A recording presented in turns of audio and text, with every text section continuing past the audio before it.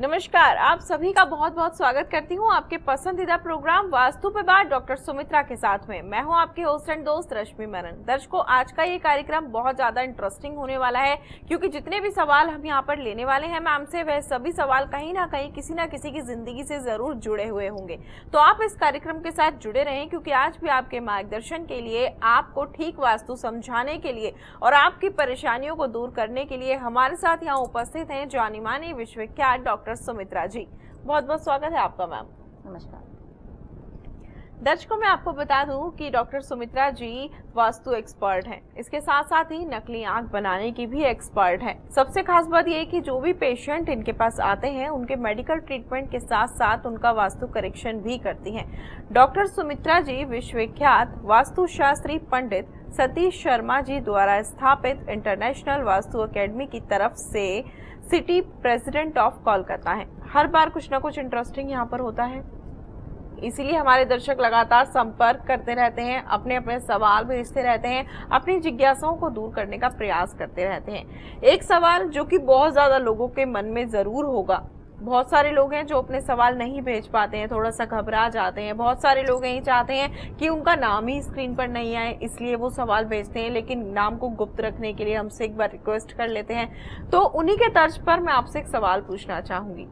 एक व्यक्ति हैं, उन्होंने अपनी पूरी संपत्ति बेच दी, जितने भी गहने थे घर के अंदर, जो भी पैसे जोड़े हुए थे, सब कुछ बेच दिया और एक प्लॉट खरीद लिया, वहां मकान बनाया। लेकिन उसके बावजूद उनको उस मकान से फायदा नहीं हुआ। तो अब वो व्यक्ति क्या करे? क्या कोई ऐसा रास्ता है कि जिससे उनको कुछ फायदा हो जाए या उनकी की हुई गलती सुधारी जा सके? बहुत अच्छा सवाल। मैं जानती हूँ जितने भी लोग इस कार्यक्रम को देख रहे हैं या वास्तु से कभी भी जुड़ते हैं, वो एक समय के बाद जाके हताश निराश हो जाते हैं। क्यों हो जाते हैं? या तो जब वो एक फ्लैट या अपार्टमेंट लिए तो उनको पता है कि कोई ना कोई हिस्सा हमारा कट है। स्क्वायर लोगों को नहीं मिलता, रेक्टेंगल मिल जाता है जगह।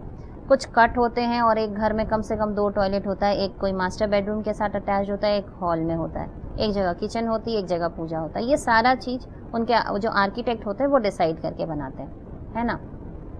अब जब ये बन गया, उन्होंने इसको ले लिया, जैसे इन्होंने प्लॉट लेके बनाया तो इसका मतलब इन्होंने अपनी काफ़ी संपत्ति जोड़ी और वो सब उसमें लगाया। काफ़ी लोग हैं जो भाड़े के घर में रहते हैं, वो किसी तरीके से पैसे जोड़ के 500-700 स्क्वायर फीट या 1000 स्क्वायर फीट या 1200 इवन 3000 स्क्वायर फीट तक का भी घर किसी तरीके से मैनेज करके EMI भर के लेते हैं। जो सोच कर उस घर में जाते हैं, जो कल्पना करते हैं, वैसा कुछ होता नहीं है। वो कभी ये समझ ही नहीं पाते, जो सब कुछ ठीक चल रहा था छोटे से 500 स्क्वायर फीट में पहले जब वो रह रहे थे तो इतनी समस्या नहीं थी, जो अभी 3000 स्क्वायर फीट या 2000 स्क्वायर फीट में आने के बाद हो गई। वो ये समझ ही नहीं पाते कि इसका कारण क्या है। तो इन सभी लोगों के लिए मैं बोलती हूँ कि जब उन्हें ये पता चलता है कि इसमें वास्तु डिफेक्ट है, अब वो किसी को बुलाते हैं वास्तु वाले को, जब वो बता देते हैं कि ये डिफेक्ट है, तो उनका पहला ये रहता है कि भैया ये तो पॉसिबल है नहीं, हम तो इसमें बहुत सारे चेंजेस जो आप बता रहे हैं वो मेरे लिए प्रैक्टिकल ही नहीं है और संभव ही नहीं है, मैं इसको कर ही नहीं सकता। अब मैं क्या करूँ? ना मैं इसको बेच सकता हूँ, ना मैं दूसरा ले सकता हूँ, मेरे लिए ये असंभव है। मैं जिस पोजीशन में हूँ, मेरे लिए स्टेटस को है, ये मेरे को इसी में रहना है और मेरे पास कोई चारा नहीं है। अब मैं मेरी समस्याओं से कैसे निदान पाऊँगा? तो मैं आप सबको एक बात बताती हूँ। जैसे हम हर देवता की प्रार्थना करते हैं, जब हमारी परीक्षा होती है हम सरस्वती माता को पकड़ लेते हैं, जब हमारे पे पैसे की तंगी होती है हम लक्ष्मी माता को पकड़ लेते हैं, जब हमारे अंदर कोई हमें कंपटीशन में जीतना है तो हम सूरज भगवान को पकड़ लेते हैं, हमें अगर लगता है कि हमारी लाइफ में ज़्यादा प्रॉब्लम आ रही तो हमने राहु देव को पकड़ लिया, हमारे रक्त रिलेटेड विकार हुए तो हमने मंगल देव को पकड़ लिया। तो हमने सारा सोच रखा है कि अगर मंगल देव के लिए समझ लिया था कि मंगल देव के लिए किसको पकड़े, तो हमने हनुमान जी को पकड़ लिया। तो ऐसे हम सब देवता को एक एक पॉइंट पे पकड़ते हैं। तो अभी तक के एपिसोड से आपको ये तो समझ में आया कि वास्तु पुरुष भी पहले राक्षस थे, लेकिन ब्रह्मा जी के आशीर्वाद के बाद उनको भी देवताओं में स्थान मिल गया, है ना। और वो हमें आशीर्वाद और हमें श्राप दोनों देने का अधिकार रखने लगे।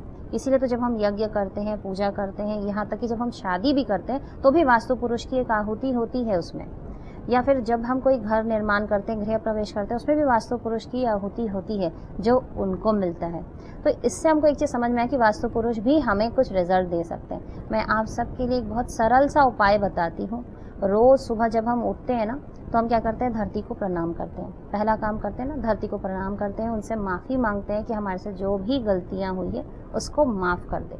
ये ऐसा हम करते हैं ना। ये जब हम उनसे माफ़ी मांगते हैं, क्यों? क्योंकि हम उनके ऊपर पैर रखते हैं और चलते हैं, तो वो हमारी माँ है तो हम उनसे माफ़ी मांगते हैं। सबसे अच्छा उपाय जीवन में हमेशा एक ही होता है, माफ़ी मांगो। सुबह जब आप उठते हैं तो नियमित आप वास्तु पुरुष का ध्यान करें और उनसे बोलें कि हमारे विगत जन्मों में जो हमने कर्म किए, इसी का फलीभूत हमारा ये संपत्ति है। इसमें जो वास्तु डिफेक्ट है, इसी के द्वारा ही भगवान हमें हमारे जो पिछले जन्मों के कर्मों का हिसाब हमारे ये जन्म में है, इस ज़मीन के रूप में, और इसमें जो गलतियाँ हुई इसी को हमको भोग के पार करना है। आप उनसे आराधना करें, प्रार्थना करें और उनसे बोले कि भगवान हमारे से जो भी विगत जन्मों में गलतियाँ हुई उसको माफ़ करें और हमें प्लीज़ इतना आशीर्वाद दें, हमें इतना सशक्त बनाएं कि हम एक दूसरा जगह खरीद सकें जहाँ पर हम पूरे शास्त्र विधिवत हम एक निर्माण कर सकें। आप मेरी बात यकीन करके देखिए, अगर आप ऐसा करते हैं और प्रत्येक दिन आप भगवान से आराधना करते हैं, अपने गलतियों की माफ़ी मांगते हैं, तो आपके घर में किए हुए जितने वास्तु दोष हैं उनके असर आप पे थोड़े कम हो जाएंगे और वही आपका मार्गदर्शन करेंगे और बहुत जल्दी आप खुद सशक्त हो पाएंगे दूसरे जगह को लेने के लिए। तो जब आप वो दूसरा जगह लें, इस जगह को इमीडिएट बेच दें। इसका मतलब ये समझ लीजिए कि अगर उसके यहाँ से लेकर विदेश तक में 10 संपत्तियाँ हैं तो उन 10 संपत्तियों के प्लस और माइनस दोनों रिजल्ट उस व्यक्ति को मिल रहे हैं, भले ही वो उस घर में रह रहा हो या नहीं रह रहा हो। तो जब आपको एक अच्छा प्लॉट मिल जाए, आप वहाँ पे वास्तु नियम के अनुसार जब कंस्ट्रक्शन कर लें, तो ये कतई ना भूल जाए कि इसको बेच देना है, क्योंकि नहीं तो ये जो अपने नेगेटिव परिणाम आपको दे रहा है वो तो देगा ही, इसलिए उसको उस टाइम इमीडिएटली बेच दें। यही सबसे बेस्ट ऑप्शन है। भगवान के पास सरेंडर हो जाएं, उनसे माफ़ी मांगे और उन्हीं से बोले कि मेरा मार्गदर्शन करो।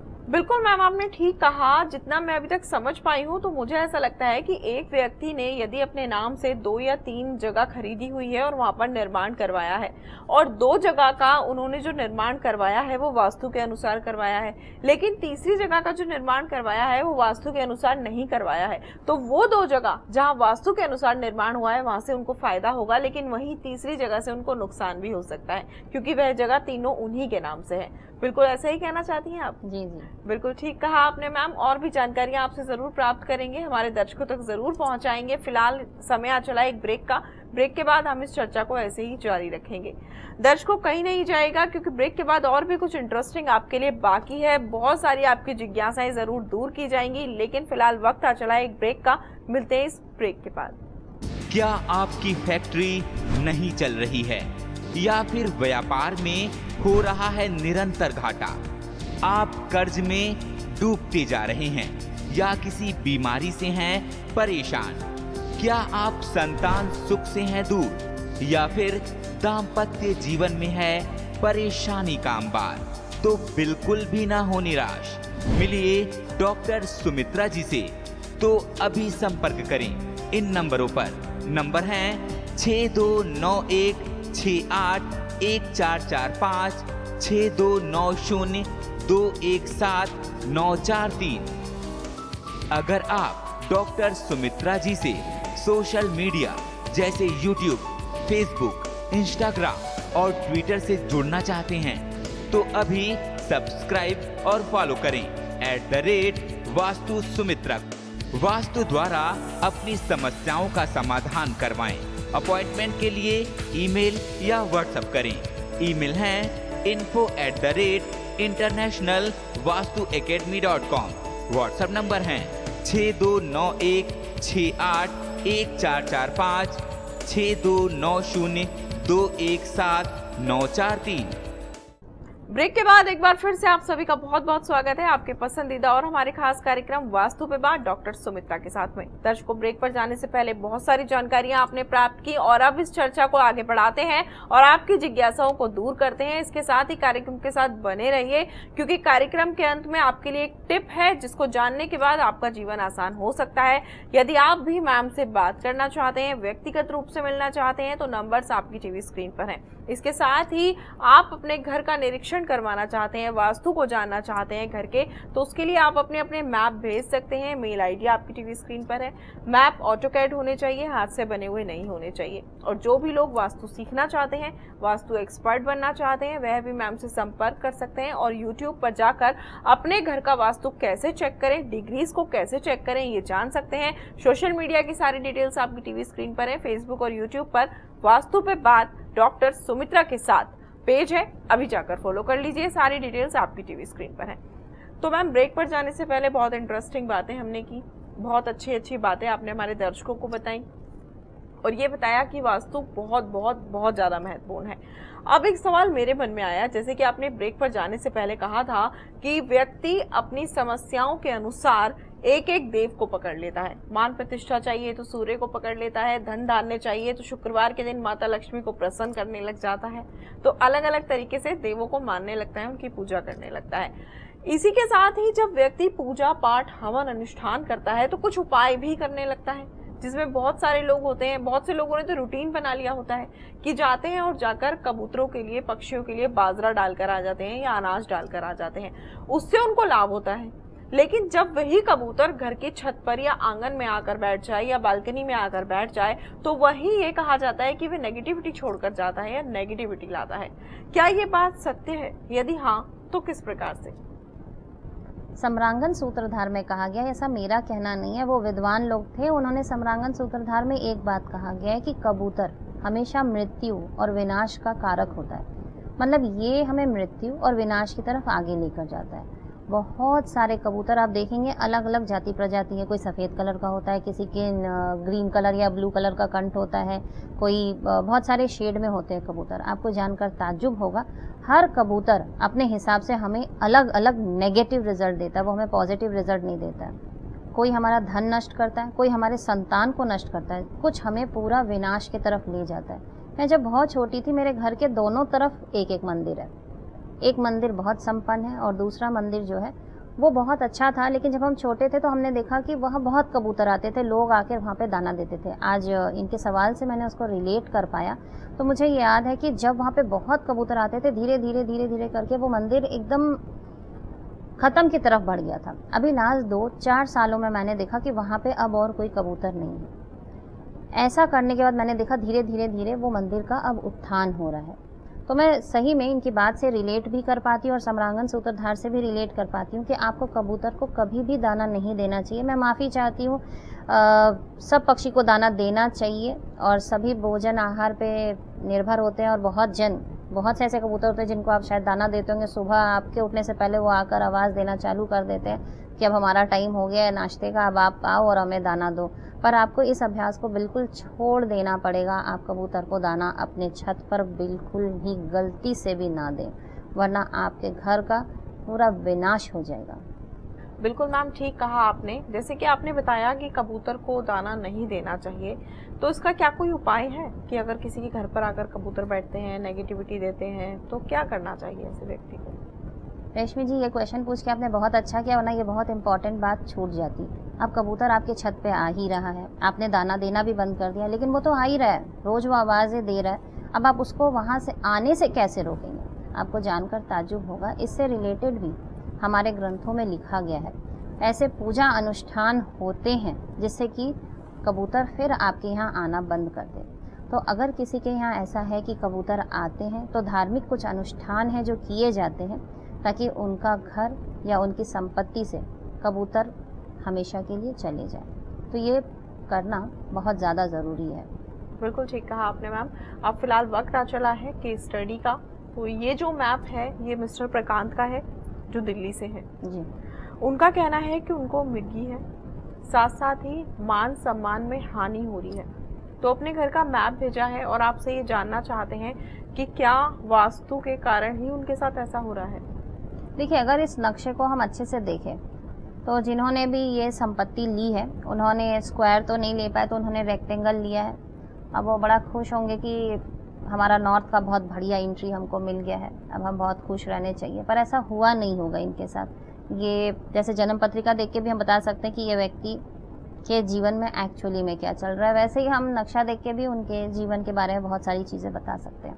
अब अगर हम इस नक्शे को अच्छे से देखें तो सबसे पहले इनका जो सबसे ज़्यादा प्रॉब्लम होगा कि ये बहुत बीमार रहते हैं और बीमार में ये मिर्गी ही इनको होगी। ये इनका इस घर का वास्तु डिफेक्ट भी बताता है। अब वो समझते हैं कैसे, आप अगर देखेंगे तो इनके नॉर्थ वेस्ट में एक टॉयलेट बना हुआ है। तो नॉर्थ वेस्ट में अगर आप कभी भी टॉयलेट बनाते हैं तो वो आपको रोक देगा।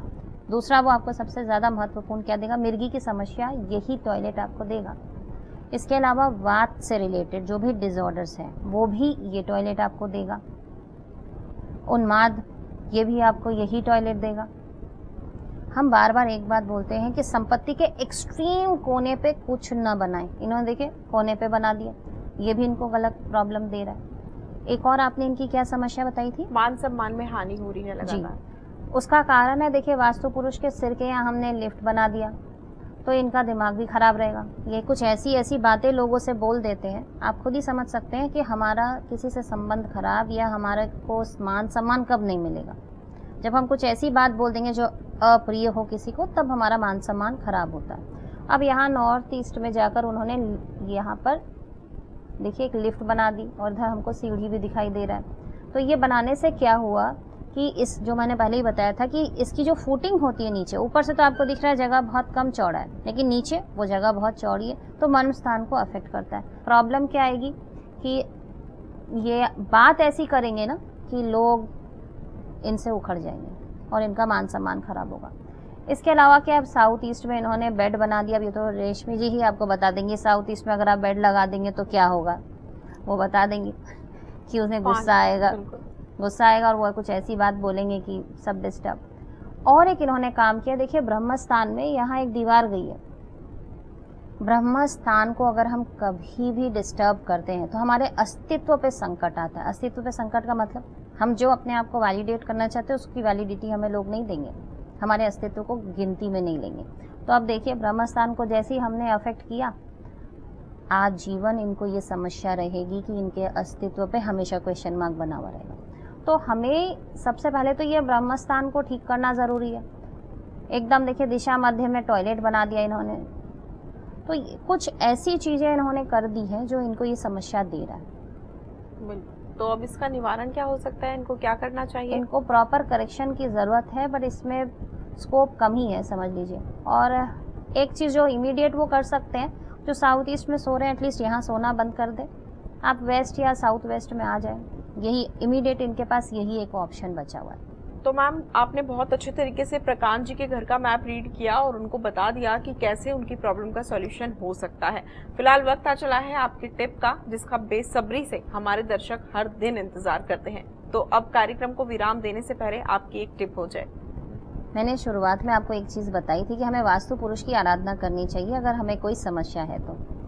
दूसरी हम बताते हैं कि हमें पृथ्वी की आराधना करनी चाहिए। आज मैं आपको बताना चाहती हूँ कि पृथ्वी का वो कौन सा मंत्र है, धरती माँ का, जो हमें बोलना चाहिए। समुद्रे वसने देवी पर्वत स्तन मंडले विष्णु पत्नी नमस्तुभ्याम पादु स्पर्श क्षमस्व में। ये क्षमा प्रार्थना है धरती के लिए। आप समझते हैं भौतिक जगत में अगर रहते हैं तो हम पृथ्वी पर ही रह रहे हैं, हम धरती पर ही रह रहे हैं, और जब तक धरती नहीं होगे वास्तु पुरुष भी नहीं होंगे। तो इस धरती के ऊपर वास्तु पुरुष का अस्तित्व आता है, तो हमें दोनों से माफ़ी मांगनी बहुत ज़रूरी है। तो पृथ्वी से भी माफ़ी मांगे, धरती माँ से, और वास्तु पुरुष से भी, वो आपका कल्याण अवश्य करेंगे। बिल्कुल अवश्य कल्याण करेंगे, लेकिन अगर माफ़ी भी मांगे और मंत्र का उच्चारण भी करें तो ठीक प्रकार से करें, अन्यथा जो मंत्र जिंदगी बना देते हैं वह बिगाड़ भी सकते हैं। फिलहाल आपने इतनी अच्छी जानकारियां हमारे दर्शकों को दी, उनका मार्गदर्शन किया, आप यहाँ पर आए, आपका बहुत बहुत धन्यवाद। तो दर्शकों, आप भी अपने जीवन में बहुत बड़े बड़े बदलाव ला सकते हैं। आपको निराश होने की जरूरत नहीं है। घर के वास्तु को ठीक कर सकते हैं, जीवन की कठिनाइयों को दूर कर सकते हैं, कष्टों को नष्ट कर सकते हैं, जिसके लिए नंबर आपकी टीवी स्क्रीन पर है। आप कॉल कर सकते हैं, मेल कर सकते हैं, अपना मैप हमें भेज सकते हैं और कार्यक्रम के माध्यम से आपके मैप को रीड करके आपको आपकी समस्या और निवारण दोनों बता दिया जाएगा। मैप ऑटो कैड होने चाहिए, जिसके लिए सारी डिटेल्स आपकी टीवी स्क्रीन पर है। किस तरीके से भेजना है, क्या करना है, ये सारी जानकारियां आप प्राप्त कर सकते हैं। नंबर भी आपकी टीवी स्क्रीन पर दिखाए जा रहे हैं। फिलहाल आज के कार्यक्रम में इतना ही, हमें यहाँ रुकना होगा। आपसे होगी फिर से मुलाकात अगले एपिसोड में। तब तक के लिए आप सभी से चाहूंगी आज्ञा। नमस्कार।